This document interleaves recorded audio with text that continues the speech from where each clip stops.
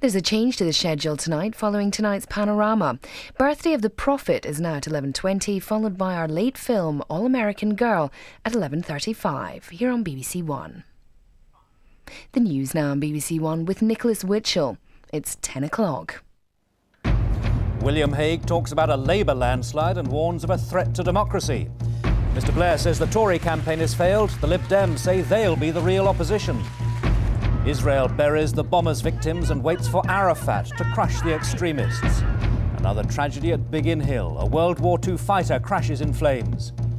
And Panorama, after the news, examines what the government has delivered on public services and asks what Labour and the opposition are proposing now.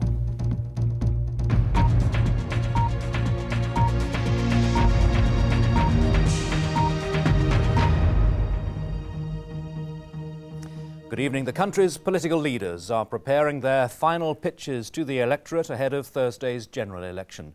William Hague warned today that a Labour landslide would be what he called a devastating blow to British democracy.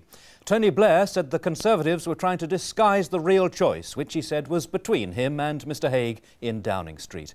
And for the Liberal Democrats, Charles Kennedy said they were on course to become the effective opposition. A Save the Pound barge drifts past the House of Commons. No one knows who will have the most MPs inside after Thursday, but the Conservatives are using predictions of a Labour landslide to their own advantage. Their latest poster, not yet on any real street, asks people to burst Mr Blair's bubble, an invitation to the disgruntled, the disillusioned, to vote Tory as a protest, even if they don't want Mr Hague in number 10. He said he wanted people to lend him their vote, whether they wanted to sling Mr Blair out or just clip his wings. The alternative, a devastating blow to British democracy. If they win by the landslide which they have themselves predicted and arrogantly taken for granted, they would further marginalise Parliament, manipulate the media and seek to suppress dissent or disagreement with them. The brakes would be off for what has already been, in the last 4 years, the most arrogant, aggressive, manipulative and intimidatory government in the history of our country. Another leader, a different audience. Young people at a comedy club. Here's Tony!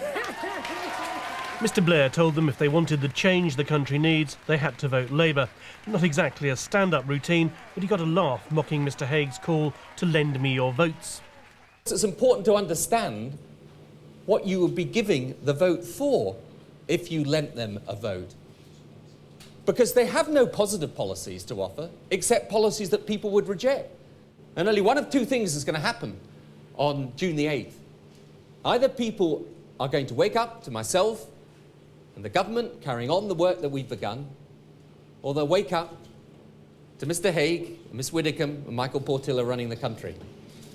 Now, it's a tough choice, I know. Charles Kennedy thinks he can be the real opposition. We've provided the best opposition and the most effective opposition to the government during the course of this election campaign. If this election hasn't exactly set the public mood alight, it's probably because people think they know what's going to happen. That perception has now become part of the central battleground. Mark Mardell, BBC News, Westminster.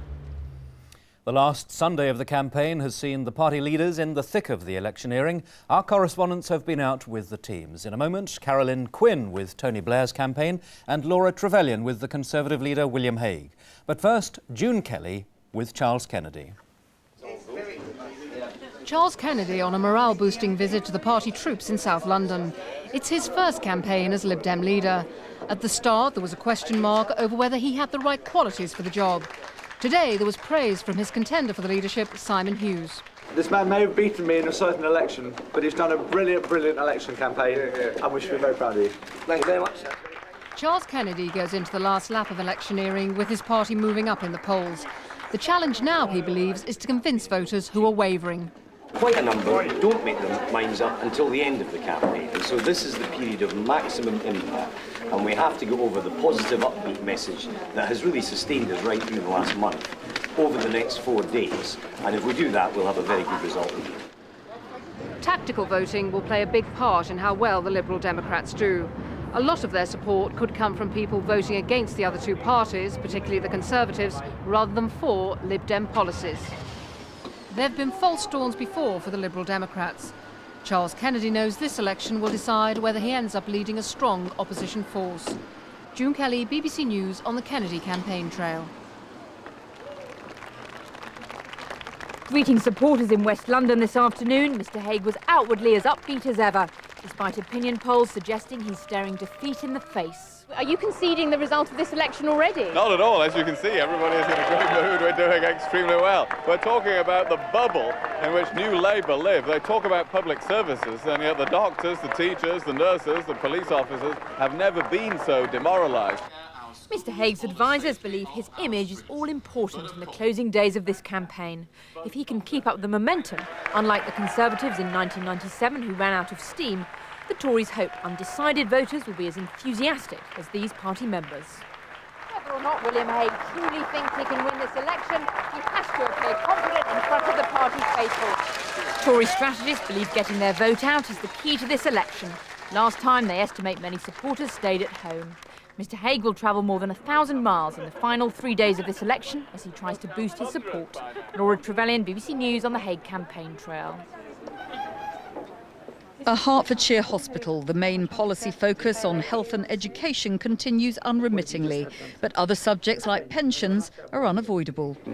Did you know what the reaction would be when you offered us 75p, Mr Blair? We got that wrong, really. Admit mistakes, but pump up Labour's achievements. That was the message from the Prime Minister as he took part in a telephone link-up with candidates around Britain.